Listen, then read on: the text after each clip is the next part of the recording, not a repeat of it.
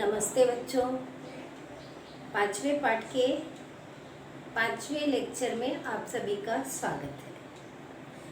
हम लोग स्वाध्याय कर रहे थे, इसमें 4 प्रश्न तक अपने हो गए थे। आज हम करेंगे 5वां प्रश्न।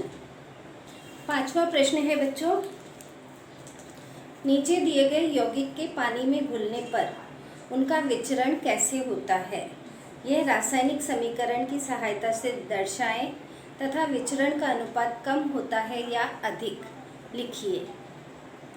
तो अब इसमें पहला है हाइड्रोक्लोरिक अम्ल। तो हाइड्रोक्लोरिक अम्ल प्रबल अम्ल है। जब इसे पानी में घोला जाता है तो ये अधिक मात्रा में वियोजित हो जाता है। तो हाइड्रोक्लोरिक अम्ल HCl पानी में वियोजित किया जा रहा है, हाइड्रोजन आयन और क्लोराइड आयन बनते हैं। और यहाँ आपको लिखना है अधिक मात्रा में वियोजन, या अधिक वियोजन भी लिखा तो भी चलेगा। इसी का सेकंड है सोडियम क्लोराइड। सोडियम क्लोराइड का भी जब पानी में इसे वियोजित किया जाता है तो सोडियम आयन और क्लोराइड आयन बनते हैं और ये भी अधिक मात्रा में वियोजित होता है। ये मैंने यहाँ शॉर्टकट में लिख दिया है। तीसरा है पोटेशियम हाइड्रोक्साइड। तो नाम आप खुद लिखिएगा। पानी में वियोजित किया गया पोटेशियम आयन और हाइड्रोक्साइड आयन बनता है और ये भी प्रबल क्षार होने के कारण इसका अधिक मात्रा में वियोजन होता है। फिर है अमोनिया NH3। इसे पानी में इसे जब पानी में वियोजित किया जाता है तो ये कम मात्रा में वियोजित होता है, इसलिए यहाँ लिखा कम वियोजन।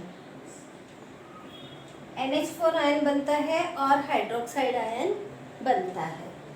फिर है एसिटिक अम्ल। ये दुर्बल अम्ल होने के कारण पानी में कम मात्रा में वियोजित होता है। तो जब इसे पानी में वियोजित करते हैं तो हाइड्रोजन आयन और एसीटेट आयन बनता है। फिर है मैग्नीशियम क्लोराइड। तो मैग्नीशियम आयन और क्लोराइड आयन बनता है और इसका कम मात्रा में वियोजन होता है। फिर है कॉपर सल्फेट। कॉपर सल्फेट का जब पानी में घोला जाता है तो कॉपर आयन और सल्फेट आयन बनते हैं और ये पानी में अधिक मात्रा में वियोजित होता है। बच्चों, 6वां प्रश्न है आपकी बुक में, निम्नलिखित विलेनों की सांद्रता ग्राम प्रति लीटर और मोल प्रति लीटर इन इकाइयों में व्यक्त कीजिए। 4 प्रश्न दिए हुए हैं इसमें। पहला है 100 मिलीलीटर विलायक में 7.3 ग्राम HCl।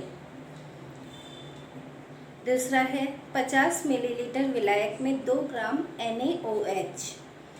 तीसरा है 100 मिलीलीटर विलायक में 3 ग्राम CH3COOH और 200 मिलीलीटर विलायक में 4.9 ग्राम H2SO4। तो यहाँ पे विलेय कौन कौन से हैं वो यहाँ पे दिया हुआ है। पहला है हाइड्रोक्लोरिक अम्ल, दूसरा NaOH, तीसरा एसिटिक अम्ल और चौथा है सल्फ्यूरिक अम्ल। और साथ ही बच्चों इनका क्या दिया हुआ है, ग्राम में मात्रा। तो ये ग्राम में मात्रा मैंने यहाँ लिख दी है। इसकी 7.3, इसकी 2 ग्राम और इसकी 3 ग्राम और इसकी 4.9 ग्राम। और विलायक की मात्रा दी हुई है 100 मिलीलीटर, 50 मिलीलीटर, 100 मिलीलीटर और 200 मिलीलीटर। तो यहाँ पे जो विलायक की मात्रा दी हुई है ये मिलीलीटर में दी हुई है और हमें किस में परिवर्तित करना है, इसको लीटर में। तो लीटर की अपेक्षा मिलीलीटर छोटी इकाई होने के कारण हम यहाँ भाग देंगे। जब छोटी इकाई को बड़ी इकाई में परिवर्तित करते तो भाग देते हैं और जब बड़ी इकाई को छोटी इकाई में परिवर्तित करते हैं तो गुणा करते हैं। 100 मिलीलीटर को लीटर में कैसे परिवर्तित करेंगे वो बता रही हूँ मैं। 1 लीटर में 1000 मिलीलीटर होते हैं। 100 मिलीलीटर, इसको आपको चेंज करना है तो 100 बटे आपको क्या करना पड़ेगा 1000। 2 जीरो से 2 जीरो काट देंगे। अब 1/10 यानी 1 में 10 का भाग देंगे तो आपके पास उत्तर क्या आएगा? 0.1 लीटर।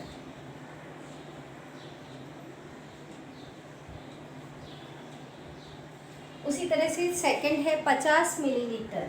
तो आपको क्या करना पड़ेगा? 50 मिलीलीटर को लीटर में बदलने के लिए 50/1000 करना है।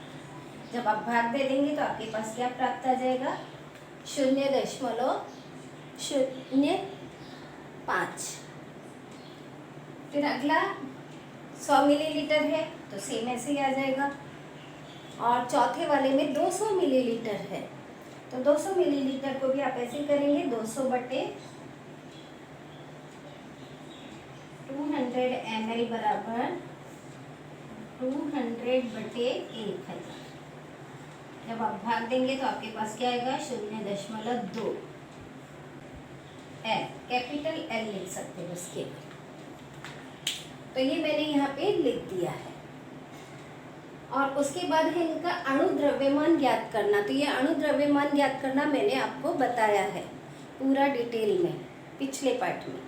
तो उसके अनुसार अणु द्रव्यमान ज्ञात करेंगे, वो भी मैंने यहाँ लिख दिया है। सभी के अणु द्रव्यमान ग्राम में मात्रा दी हुई है वो लिख दिया, और इसको लीटर में परिवर्तित करके वो भी लिख दिया है। उसके बाद आपको सूत्र लगाना है, सूत्र दिया हुआ है और संख्या यहाँ लिख देनी है।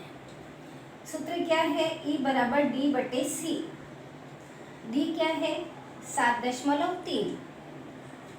तो 7.3 में इस C का भाग दे देंगे 36.5 का।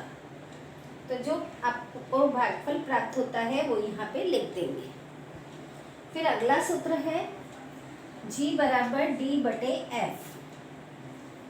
D कितना है अपना? 7.3, वो यहाँ लिखेंगे। F कितना है? 0.1। तो 7.3 में 0.1 का भाग देंगे तो 73 आ गया। अगले में H ज्ञात करना है। H ज्ञात करने के लिए हमारे पास सूत्र है E/F।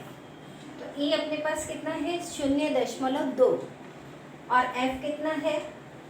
0.1। भाग दे देंगे तो हमारे पास प्राप्त हुआ 2। अब केवल आपको ये ऐसे ही नहीं लिखना है, लिखते समय आपको क्या करना है? ये देखिए, ये लिखा है डाल्टन, ये है ग्राम, मोल, लीटर, ग्राम प्रति लीटर और मोल प्रति लीटर, या खाली एम भी लिख सकते हैं आप। तो इनके आगे आपको ऐसा लिखना है, मोल प्रति लीटर। हर एक के आगे यहाँ पे ग्राम प्रति लीटर लिखेंगे आप, ग्राम प्रति लीटर। यहाँ क्या लिखेंगे? लीटर। यहाँ मोल और यहाँ ग्राम और यहाँ डाल्टन।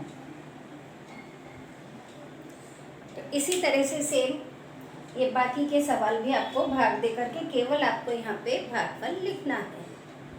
तो ये आप कर लेंगे। उसके बाद अगले प्रश्न पे हम चलते हैं। बच्चों, अगला प्रश्न है आपके इसमें 7वां प्रश्न।